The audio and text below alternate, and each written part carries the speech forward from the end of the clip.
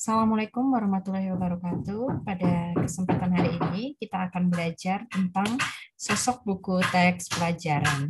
Terkait sosok buku teks pelajaran, ini berbeda ya dengan karakteristik buku teks pelajaran. Kalau sosok buku teks pelajaran itu lebih pada karakteristik buku secara terpadu ya, dan terkait dengan sosok buku teks pelajaran itu lebih merujuk pada konvensi penulisan karya tulis ilmiah. Jadi pada sosok buku teks pelajaran menempatkan buku teks sebagai salah satu wujud dari karya tulis ilmiah. Baik, kita mulai penjelasannya, mulai dari pengertian buku teks bahasa dan sastra Indonesia ya. Seperti yang sudah kita pelajari bersama pada pertemuan pertama dan pertemuan kedua yang lalu terkait pengertian buku teks bahasa dan sastra Indonesia. Jadi ini adalah pengertian buku teks secara khusus ya, bukan pengertian buku teks secara umum karena sudah merujuk pada salah satu bidang studi tertentu. Pada konteks ini adalah mata pelajaran bahasa dan sastra Indonesia ya, yang mana pada kurikulum 2013 ini nama mata pelajarannya adalah Bahasa Indonesia.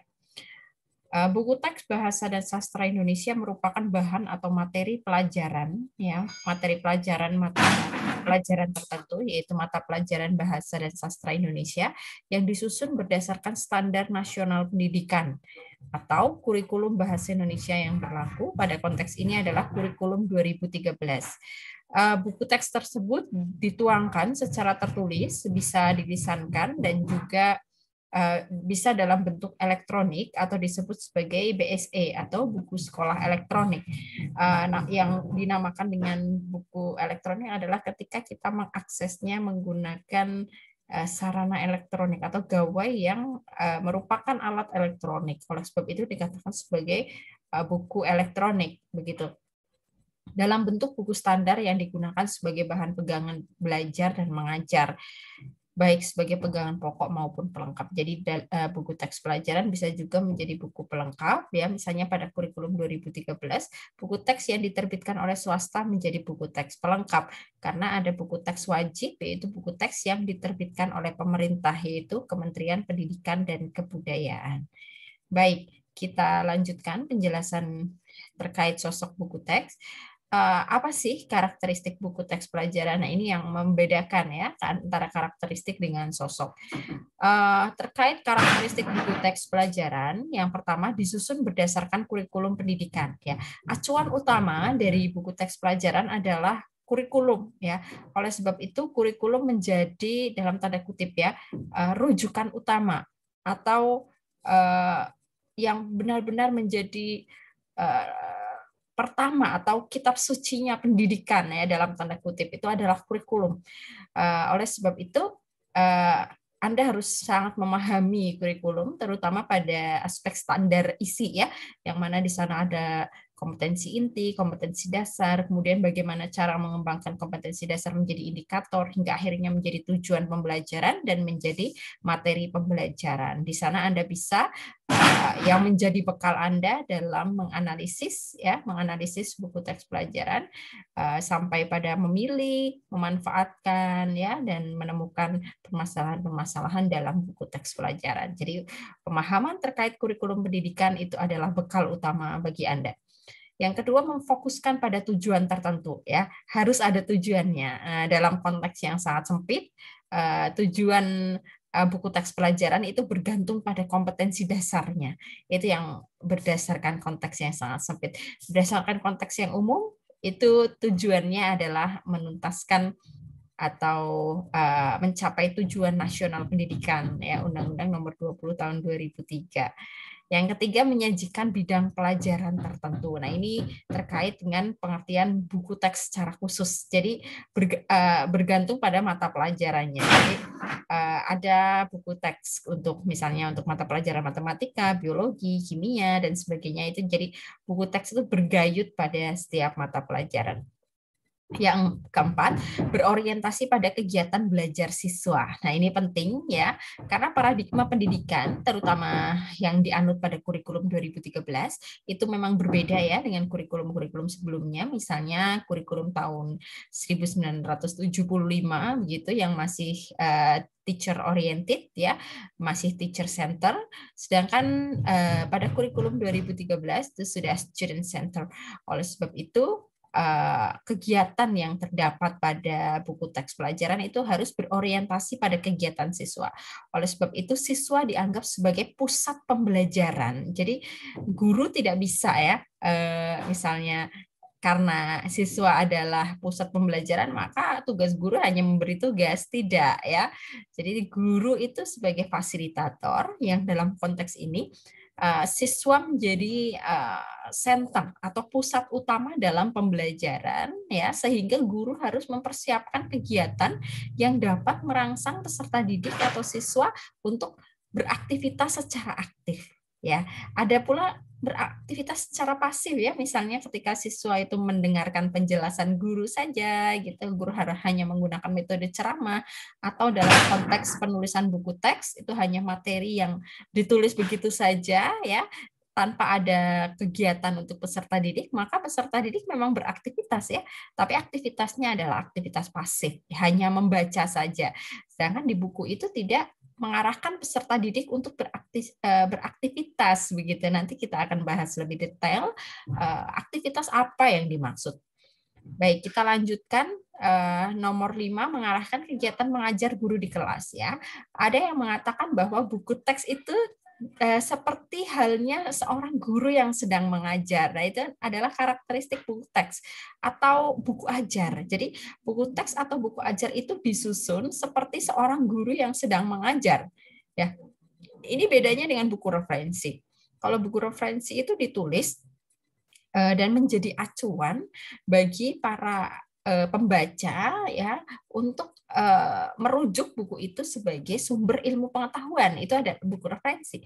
Tapi kalau buku ajar, buku teks pelajaran itu memang disusun sebagai dalam tanda kutip ya, pengganti guru yang mengajar. Tapi ini sebenarnya tidak menggantikan ya, tapi lebih pada penyusunannya itu seperti seorang guru yang sedang mengajar. Nah, itu adalah penyusunan buku teks ya, pola penyusunan buku teks. Yang keenam, pola sajian buku teks disesuaikan dengan perkembangan intelektual siswa sasaran. Nah, ini ya menjadi tolok ukur juga ya ketika dalam tahapan pra menulis buku teks pelajaran, ya penulis harus sadar ya siapa sih sasaran atau pembaca buku teks itu ya. Apakah siswa kelas SD, di tingkat SD atau PAUD begitu, atau SMP atau SMA atau perguruan tinggi ya.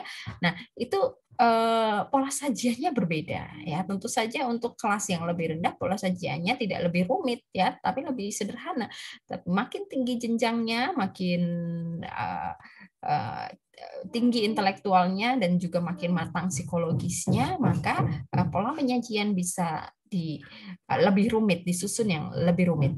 Kemudian yang ketujuh, gaya sajian buku teks dapat memunculkan kreativitas dalam belajar. Nah, ini kreativitas tidak boleh dilupakan. Baik, kita mulai pembahasan kita pada sosok buku teks pelajaran. Ada 4 hal yang menjadi aspek ya sosok buku teks pelajaran. Yang pertama adalah bahan sajian. Yang kedua, pengorganisasian bahan. Yang ketiga, penyajian bahan. Yang keempat, bahasa yang digunakan.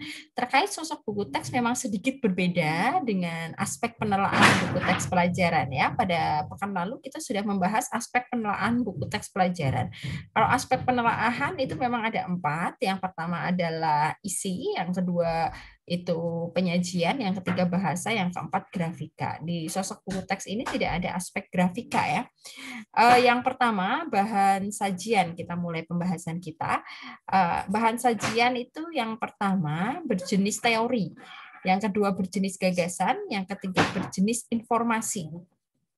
Yang pertama, berjenis teori, yaitu apabila buku teks yang dituangkan itu didominasi misalnya definisi, konsep, dalil, ya itu yang bersumber pada teori-teori, ya itu bahan sajian berjenis teori, misalnya dalam mata pelajaran, misalnya bahasa Indonesia yang berjenis teori, misalnya ada pembahasan mengenai definisi, misalnya definisi pantun, begitu, definisi puisi, definisi cerpen. Nah, itu teori ya, merujuk pada teori sastra.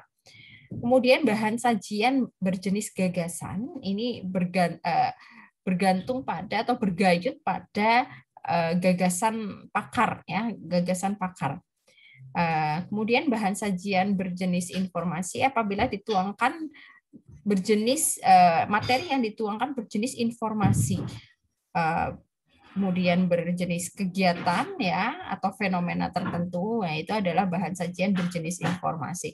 Terkait ketiga jenis bahan sajian ini, itu setelah dicermati ya, buku teks pelajaran itu tidak hanya terdiri atas satu jenis bahan sajian saja, tapi ketiga jenis bahan sajian ini saling melengkapi. Jadi kalau Anda melihat misalnya dari satu bab dalam buku teks pelajaran itu hanya ada gagasan saja, itu tidak ya. Tapi ketiga jenis bahan sajian ini saling melengkapi ya, begitu. Kemudian yang kedua adalah pengorganisasian bahan. Yang pertama berdasarkan urutan waktu. Ya, ini adalah bagaimana bahan itu diorganisasikan berdasarkan lini masa tertentu. Ini paling banyak ada di buku-buku sejarah. Misalnya buku sejarah itu membahas tentang masa-masa kemerdekaan, perjuangan mendapatkan kemerdekaan di Indonesia mulai dari masa penjajahan Belanda, Jepang, kemudian akhirnya Indonesia meraih kemerdekaan gitu. Jadi pola urutannya berdasarkan pola urutan waktu. Bisa maju, bisa mundur begitu ya. Yang kedua berdasarkan pola urutan ruang atau spasial gitu ya. Ini paling banyak ada di misalnya mata pelajaran geografi. Jadi penjelasannya mulai dari misalnya tingkat kota, kemudian tingkat provinsi, tingkat negara, tingkat benua dan sebagainya gitu. Atau di buku-buku arsitektur ya. Yang ketiga berdasarkan pola penalaran logis. Nah, ini paling banyak sebenarnya ada di buku referensi. Berdasarkan pola penalaran logis itu misalnya adalah pengembangan pengembangan bahan atau pengorganisasian bahan yang disusun secara hierarkial, mulai dari hal-hal yang bersifat paradigmatik, kemudian berkembang menjadi hal-hal yang bersifat khusus, begitu ya. Yang terakhir berdasarkan pola kausal atau berdasarkan sebab akibat. Bisa sebab akibat, bisa akibat sebab. Jadi akibatnya apa dulu, baru sebabnya bagaimana, atau sebabnya bagaimana menjadi akibat yang seperti apa, begitu. Yang ketiga adalah penyajian bahan. Yang pertama berpola induktif. Berpola induktif itu bahan itu disajikan dari hal-hal yang bersifat khusus dulu. Ya, dari hal-hal yang bersifat khusus kemudian menjadi umum. Nah, jadi dari khusus menjadi umum. Sedangkan deduktif itu penyajian bahan yang bersifat umum menjadi dijabarkan menjadi hal-hal yang bersifat khusus atau yang lebih spesifik. Yang ketiga adalah pola campuran, gabungan antara induktif dan deduktif. Nah, biasanya untuk penyajian bahan di buku teks yang tingkat pendidikan yang masih rendah, misalnya SD ya begitu, lebih banyak menggunakan pola deduktif.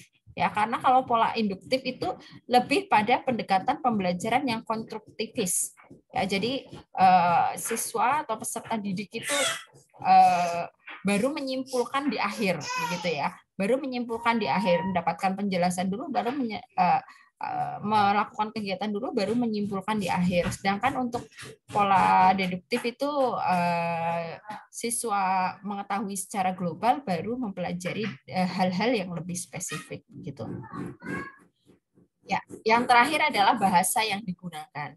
Bahasa yang digunakan terdiri atas 4 hal. Yang pertama ada struktur bahasa, yang kedua istilah, 3 gaya penulisan, dan 4 penyajian bahasa. Yang pertama struktur bahasa. Struktur bahasa itu adalah bagaimana penulis buku teks pelajaran itu menyajikan bahasa dalam bentuk struktur kalimat yang sederhana atau kalimat yang rumit begitu ya. Ini lagi-lagi bergantung pada tingkat intelijensi siswa, tingkat kematangan psikologis, yang mana boleh dikatakan itu adalah tingkat pendidikan ya. Jadi makin tinggi tingkatnya ya, misalnya antara PAUD sampai SMA itu tentu saja berbeda ya aspek kebahasaannya. Struktur bahasa di tingkat SMA jauh lebih rumit ya. Mungkin misalnya kalimat itu menggunakan kalimat majemuk bertingkat. Sedangkan untuk yang tingkat SD ya menggunakan kalimat yang tidak boleh menggunakan kalimat yang majemuk ya. Tidak boleh ya. Jadi harus menggunakan kalimat yang tunggal gitu. Jadi misalnya hanya satu kalimat ibu sedang bekerja begitu, itu hanya satu kalimat tunggal begitu saja. Jadi sangat sederhana itu struktur bahasanya. Yang kedua adalah istilah ya. Istilah yang digunakan juga makin tinggi tingkat pendidikan itu makin rumit istilah.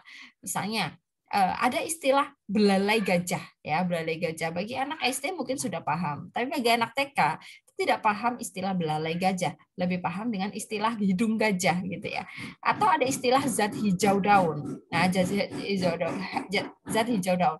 Tapi untuk tingkat yang lebih tinggi mungkin sudah bisa menggunakan istilah klorofil begitu. Jadi istilah-istilah yang digunakan itu juga disesuaikan. Misalnya ada istilah fundamental, kemudian ada istilah klasifikasi, reduksi, dan sebagainya, itu mungkin lebih dipahami untuk di tingkat SMA atau bahkan perguruan tinggi.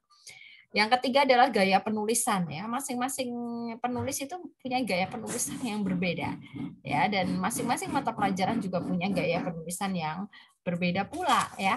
Gaya penulisan itu juga bergantung pada pengarang ya, tapi pada konteks ini, pada konteks buku teks, gaya penulisan yang ada pada buku teks itu lebih pada mengajak secara langsung. Jadi sapaannya misalnya gini. Di buku teks itu bacalah naskah berikut gitu. Jadi seperti orang yang sedang ngajak ngobrol gitu. Jadi lebih komunikatif dan luas, dan sapaan yang digunakan pun berbeda ya. Misalnya di tingkat TK, di tingkat PAUD ya begitu, SD, SMP ya menggunakan sapaan saudara. Sedangkan di tingkat SMA menggunakan sapaan Anda begitu. Itu bisa saja terjadi ya. Kalau Anda saudara itu kan tunggal, kalau kalian itu jamak ya. Biasanya menggunakan sapaan kalian itu ketika instruksinya adalah untuk bekerja kelompok. Jadi menggunakan sapaan kalian gitu. Jadi harus disesuaikan ya gaya bahasanya atau gaya penulisannya. Yang keempat adalah penyajian bahasa. Penyajian bahasa itu juga bergayut pada prinsip komunikatif ya. Jadi harus komunikatif ya, harus komunikatif serta tidak ambigu ya, tidak ambigu karena instruksinya itu adalah instruksi langsung, jadi harus lugas ya, tidak boleh membuat siswa bingung ya, tidak boleh bermakna taksa atau bermakna ganda sehingga instruksi itu tidak bisa dijalankan dengan baik. Sekian penjelasan dari saya tentang sosok buku teks, semoga bermanfaat ya. Wassalamualaikum warahmatullahi wabarakatuh.